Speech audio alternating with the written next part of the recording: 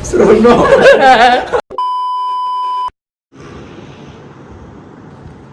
Okay. Assalamualaikum guys. Lama kita tak update. So hari ni hari pertama. Kita nak bawa korang pergi ke satu tempat yang agak jauh sikit lah. Agak jauh sikit, tak berapa jauh tapi agak jauh. Okay, so sekarang kita nak buat hari pertama ni, kita nak packing dulu sebab pagi saya kita nak flight. So Faiz ni, Zul duduk. Ni adalah Kai. Sudah ni 3 kali saya bongkar. 3 kali sudah. 3 kali. Maaf kami punya rumah agak sudah bersepah sikit.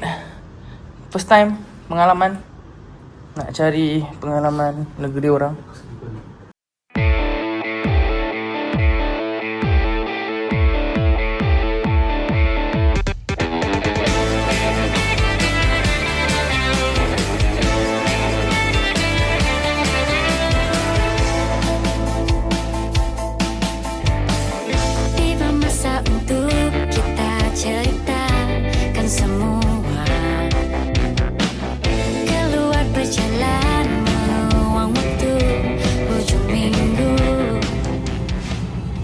Okay.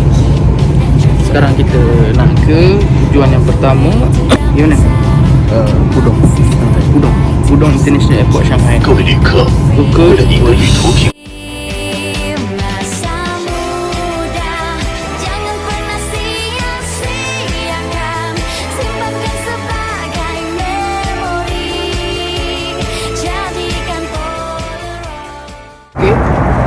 ini adalah makanan China Eastern Airline, halal punya. Ya, kami request halal dekat dia punya website. Okay. So kita review sikit makanan dia. Okay, kita select MOL. Okay. China Eastern Airline. Okay guys. 青蛙号公司经呼取，请将 A 星送仪留不留10号旅客。 Pagi kena naik train transit 欢迎来到 free. 上海浦东机场，城市比你更美好。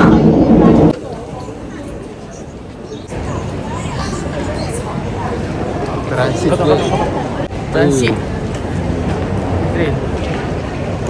Kita teruskan perjalanan kita untuk mencari gate H145.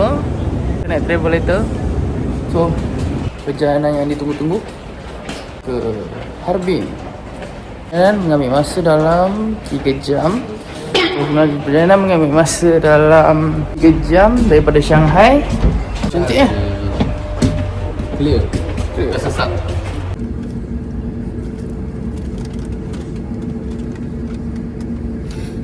Kami dah selamat sampai ke Harbin. Sejuknya.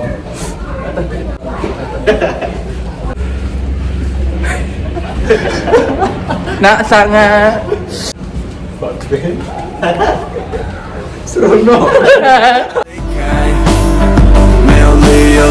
没有人可以取代，不知不觉地放开你，我们都没有那勇气 ，Baby，I'm sorry，I'm so lonely。我们都没有错一对。